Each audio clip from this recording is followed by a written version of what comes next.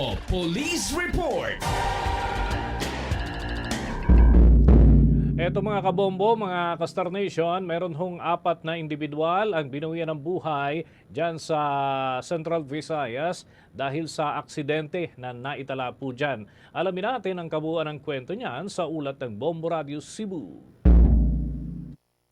Nangidalit ang takot at kilabot sa sitio Maaslong Barangay Busay kahapon, Marso 10, matapos ang isang madugong aksidente na kumitil sa buhay ng 4 na individual habang isa naman ang himalang nakaligtas ngunit nanatiling kritikal. Sa eksklusibong panayam ng Bombo Radio Cebu News Team sa mga responder na sina si John Dexter Suta at Welbert Saison Jr. kung saan isiniwalat nila ang detalye ng trahedya. Sangkot sa insidente ang isang 6-wheeler wing van na galing pa sa Maynila at dumating sa Cebu noong Lunes, Marso 9, lulan ang mga medisina para sa pananim at isang NMAX na motorsiklo. Ayon kay Suta, sinalubong at literal na binalasubas ng wing van ang isang habal-habal na may sakay na 3 katao na patungo sana sa bulubunduking bahagi ng lugar. Nawalan umalo ng kontrol ang driver ng van sa Manabela matapos tuluyang mawalan ng preno ang sasakyan habang binabaybay ang kalsada. Sa pagdating ng mga responder sa pinangyarihan, tumambad ang wala ng buhay na katawan ng mga sakay ng motorsiklo na kinilalang sina si Jose Gacayan, 26 na taong gulang na driver ng habal-habal, pati na ang mga pasahero nito na sina si Felix Vasquez, 50 anyos, at Irenia Lopez, 60 anyos. Patay din ang driver ng wing van na si Roger Soyman, 49 na taong gulang, matapos maipit ang katawan sa front seat kung saan bumaon ang manubela sa mismong dibdib nito. Base sa pahayag ng kasama ng driver ng wing van na nakaligtas sa trahedya na si Jenner Alberto Bacnis, 52 anyos. Ayon sa kanya, bago ang banggaan ay nagsabi na ang driver na nawalan sila ng preno. Sinubukan pa umano ni Bacnis na tumalon palabas ng sasakyan, ngunit nabigo dahil sa sobrang bilis ng takbo nito pababa. Sa lakas ng impact, tumalsik ang van sa kanal at nawalan na ng malay ang survivor, kung kaya't hindi na rin ito namalaya na may nasalpok na pala silang kasalubong na motorsiklo.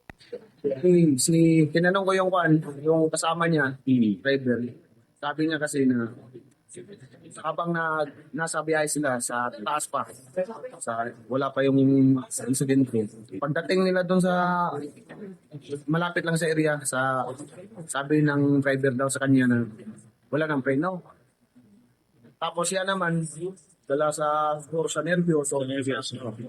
Ano na yung isip, kumatem siya na tumalon.